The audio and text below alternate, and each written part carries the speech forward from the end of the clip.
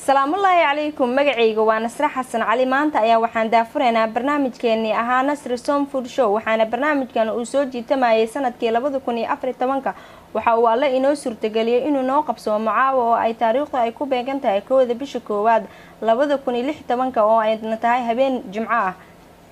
waxaana barnaamijkan aan jeclaa waligay in aan u soo bandhigo bulshada barnaamijkan ayaa waxa uu noqon doonaa mid u soo bandhiga sida aad u karsan kartid cuntada Soomaalida iyo qaabka aad u sharaxan karto guriyahaaga iyo qaabka ay isku qurxin karaan dumarka sida make-upka iyo qurxinta dabiiciga barnaamijkan ayaa wuxuu u dhiirigelinayaa dadka daneynaya in ay sameystaan cunooyinkii aan ku soo bandhigi jiray Facebook-ga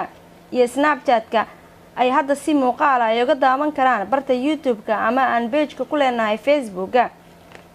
cuntooyinkani ayaa waxa ay kor u qaadaysaa magaca Soomaalida oo aan laga helin wadamada caalamka waxaa jira dadka qaar ee Soomaaliya aan aqoon laakiin marka aad dhahdo East Africa garanaya Nasr Som Food waxay qayb ka ahaan doontaa in ay barto cuntada Soomaalida dadka ajnabiga ah sida ay u aqaanaan cunooyinka kale sida Italian food, Indian food and Mexican food إن شاء الله سيدا cuntoyinkaasi loo aqoonsan yahay ayaatena loo aqoonsan doona haduu Ilaahay idmo waxaana sidoo kale barnaamijkani saldhig u ah cuntooyinka oo noocyo badan leh sida waxyaabaha la dubo sida buskudka iyo waxyaabaha la halmaala iyo macmacaanka sida qudaarta fruitka oo loo sameeysan karo noocyo badan iyo sharaabka oo noocyo badan leh iyo cuntada caruurta dadka qaba sokorta iyo dhiigkarka ayagoo iska ilaalinaya cuntooyinka cadcad sida burka bariiska cad iyo sokorta saliidda aadka u badan ayagoo cuni karaan qudaarta u karsan karaan qaabab kala gidisan barnaamijkan cunto karinta ayaa waxa uu noqon doonaa toddobaadle haduu Ilaahay idmo waxaan ku mahadsantihiin soo dhaweyntiina waxaan idinkaga codsanayaa inaad subscribe gareysaan si ay walaalaheena kale ay uga faa'iideystaan Soomaali hore waxa ay u tiri far kaliya fool ma dhaqdo Ilaahay ayaa marka hore mahad leh oo ii suurtageliyay inuu barnaamijkayga uu bilaawdo si rasmi ah waxaan kale u mahad celinayaa dadka igala qayb qaatay oo in aan intaan soo gaaro hooyaday macaan badbaado Cumar Xaaji aabahay macaan Xasan Calnaasir oo dadka qaarna u yaqaanaan Cabdirasaaq Calnaasir ayeeday macaan oo soo korisay Faadimo Macallin Axmed ayeeday macaan oo ayadana habeen iyo maalin duco ila garab taagneed xaali aadan Muuse